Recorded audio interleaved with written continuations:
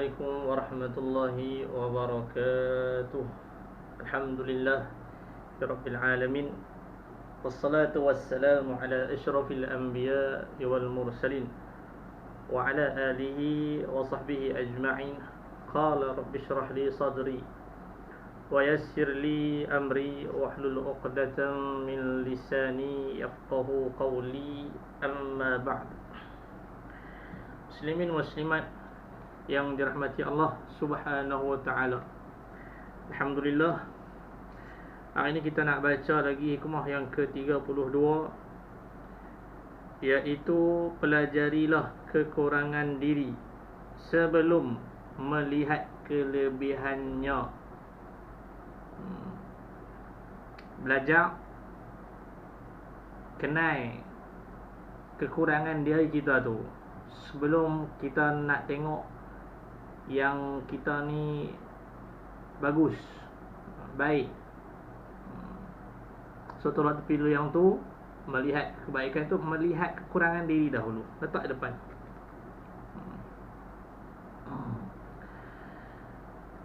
Kalam hikmahnya, perhatian anda kepada sesuatu yang tersembunyi pada anda berupa keaiban adalah lebih bagus daripada perhatian anda kepada sesuatu yang terdinding dari anda berupa yang gaib.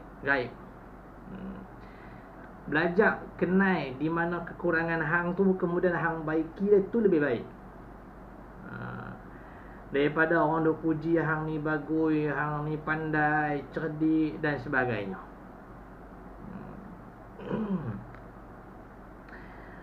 Kita akan dapat poin dia. Yang pertama, aib yang zahir, dan yang kedua, aib yang batin.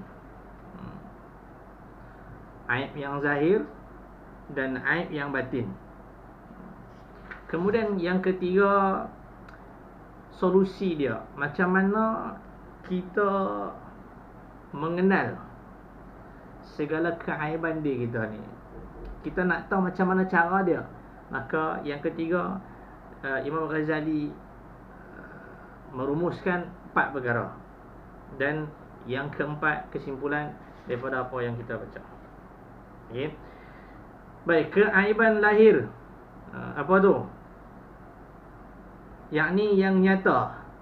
Aib yang demikian sifatnya dapat dilihat. Yang ni kita boleh tengok dia, boleh nampak, dan menghilangkannya tidak begitu lama. Nak baiki dia pun tak makan masa lama, asal mahu. Yang penting hang mau.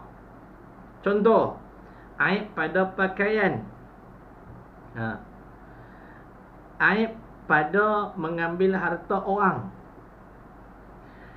aib pada menghina orang. Mulut kita ni suka mengumpat orang. Ada saja benda yang tak kenal kita nak bercakap pasal orang ni.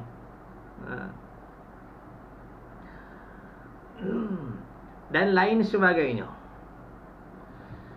Aib yang begini tidak sulit menghilangkannya. Lagi sekali dia tekan, bahkan asalkan kita mahu, dengan secepat mungkin dia akan hilang. Okey, senang hilang asalkan hang mau, dan insya-Allah dia akan, bila hang mau, dia akan cepat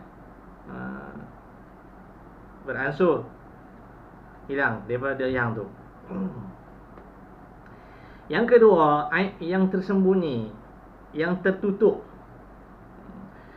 So aib bahagian ini melihatnya pun sulit, sebab tidak dapat dilihat dengan mata lahiriah.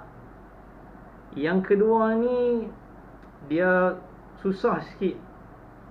Sebab apa susah? Kita tak boleh nampak dengan mata zahir ni. Tadi kita boleh nampak, kan? Tetapi aib ini akan mungkin dilihat oleh yang mempunyai aib sendiri, diri dia atau orang lain. yang telah mengetahui betul aib-aib yang ada pada seseorang itu. Dia susah nak nampak sebab dia tak boleh tengok dengan mata zahir. Tapi hang tu sendiri tahu keaiban hang tu. Adapun orang lain yang faham tentang selok-belok benda ni, dia tahu bila dia tengok hang. Okey, boleh faham yang tu? Misalnya, contoh saja sebagai aib berpegang atas amal. Dia sandar kepada amal dia. Dia sandar kepada makhluk. Seorang yang alim, arif, bila berkawan dengan dia, dia boleh tahu. Menginginkan sesuatu yang tidak diizinkan Allah pada kita, dari takdirkan ke atas suatu perkara, hati yang tak boleh nak terima benda tu. Dalam tu kita tak boleh nampak dengan mata zahir. Tidak sabar pada berhasilnya doa yang kita mohon kepada Allah. Ragu-ragu tentang janji Allah. Menanggapi Allah apabila ada sesuatu maksud yang tidak berhasil, atau tidak ada ikhlas dalam hati. Cinta kemasyhuran supaya ia terkenal dan dikenal orang. Ni susah nak nampak tau. Sebab tu dulu kita ada sebut kan, amal sebaik mungkin, amal ibadat ni kalau boleh sorok-sorok, jangan pamer. Tujuan dia untuk mendapat keikhlasan yang sempurna. Untuk mendapat keikhlasan yang sempurna. Sebab tu kalau dalam bab sedekah, dia ada dua, satu yang terang, satu yang sembunyi. Dua-dua bagus. Satu yang terang, satu yang sembunyi. Yang terang ni contoh dia tak tahu jalan macam mana dia nak bersedekah. Lalu dia tulislah, dia tulis, saya ingin membuat sumbangan. Contoh dia, siapa yang memerlukan syarat-syarat dan ciri-ciri dia semua tu, dia bubuh lah. Dia letak, sila hubungi saya, nombor yang sekian-sekian. So dia masuk dalam WhatsApp. Tujuan dia untuk mencari, sebab dia sendiri tak tahu nak cari, nak bagi tang mana. Jadi dia keluarkan iklan, supaya mudah untuk dia kena pasti siapa yang susah, dan dia akan bagi secara terang. Okey, tak ada jalan lain melainkan itulah jalan dia. Tapi kalau kata dia ada dua pilihan, sama ada dia nak zahir ataupun dia nak sembunyi. Contoh dia nak pi sendiri bagi, dan dia nak pi bagi sendiri. Ni nak tunjuk ke orang ke ataupun tak payah?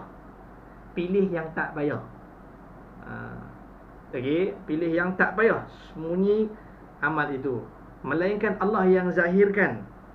Tiba-tiba satu hari nanti tengok ada orang rupanya dia sembunyi ambil gambar masa kita tengah duk buat tu. Itu lain cerita, itu lain bab, bukan kehendak kita. Itu telah diatur oleh Allah Subhanahu wa ta'ala. Okay. Pilih yang mana terbaik lah. Alright. Sebab kita bimbang, siapa nak kena sembunyi amal tu, takut. Kita ni susah nak jaga hati dengan riak, ujub, takabur dan sebagainya. Penyakit-penyakit hati ni yang kita tak boleh nampak. Kita pun tengah duk belajar. So untuk memelihara supaya amal itu sempurna keikhlasannya, sembunyi. Jangan bagi tahu siapa. Dan lain-lain sebagainya berupa keaiban yang tersembunyi dan sulit dilihat secara lahiriah. Habis itu dua, zahir dan yang tersembunyi.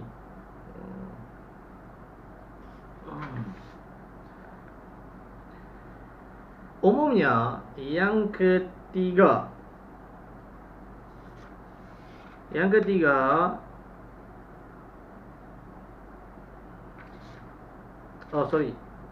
sikit lagi. Okay. Umumnya tabiat manusia tidak menghiraukan keaiban-keaiban, tetapi lebih mengutamakan pada hal-hal yang dianggapnya baik, meskipun sifatnya masih fata morgana, atau bahkan masih belum ada apa-apanya. Kebiasaan manusia ni, kita ni, kadang-kadang kita tak hirau benda tu, kita tak perhati keaiban-keaiban ni. Zahir tu kadang-kadang ada setengah orang tu dia perhati, tapi yang batin ni kebanyakan dia tak perhati lah. Melainkan orang yang ingin membersihkan hati dia untuk hampir kepada Allah, dia akan ambil berat pasal air dalaman ni.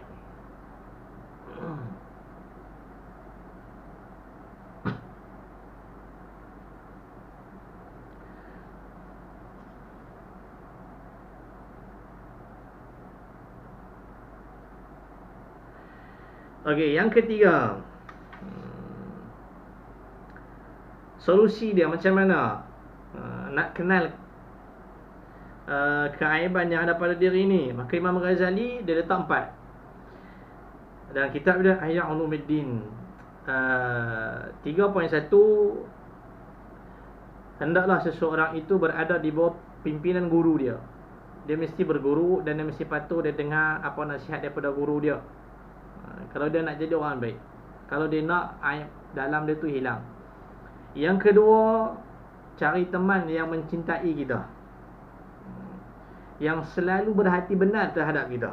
Bukan kawan yang jenis masa kita kaya dia mai, kita senang dia mai, susah dia hilang. No. Cari sahabat tu, so dia akan tegur kita, tak ada segan silu, dia akan nasihat kita benda yang tak baik tu. Biasanya kawan yang rapat ni, biasanya lah kan, kawan yang rapat ni suami isteri lah. Kadang isteri tegur suami tu bukan ada kepentingan apa, tapi memang benda tu tak baik, jadi dia tegur. Begitu juga suami. Yang ketiga, penyakit atau keaiban orang lain yang kita dengar, yang kita tengok sendiri, hendaklah dia menjadi pelajaran bagi kita. Kita mesti ambil pengajaran di situ. Jangan buat macam mana dia buat. Titik. Yang 3.1, 3.3, 3.4, hendaklah banyak mengambil faedah dari pergaulan semua manusia. Mana yang baik diikuti dan dikerjakan, mana yang tidak baik ditinggalkan. So kita berkawan dengan orang, mana yang baik tu kita ambil dan kita buat, mana yang buruk tu kita tak mau, buang jauh-jauh. Itu 4 solusi dia yang disebutkan oleh Imam Ghazali rahimallahu ta'ala secara ringkas. Dan yang terakhir, keempat, kesimpulan dia, jagalah hubungan kita sebagai makhluk terhadap Allah subhanahu wa ta'ala. Kita mesti jaga kita punya connection dengan Allah. Kita sebagai hamba dia, kita harus lebih dahulu melihat kekurangan-kekurangan kita. Nombor 1, hang mesti tengok di mana hang kurang ni, di mana hang silap, di mana buruk hang. Dan lebih dahulu pula melihat keaiban-keaiban kita. Okey. Mana yang tak betul, orang tegur kita, kita belajar tahu doa kepada Allah, supaya kita menjadi orang yang lebih baik. Allah akan tunjuk ini silap hang, ni silap hang. So kita tinggal terus benda tu.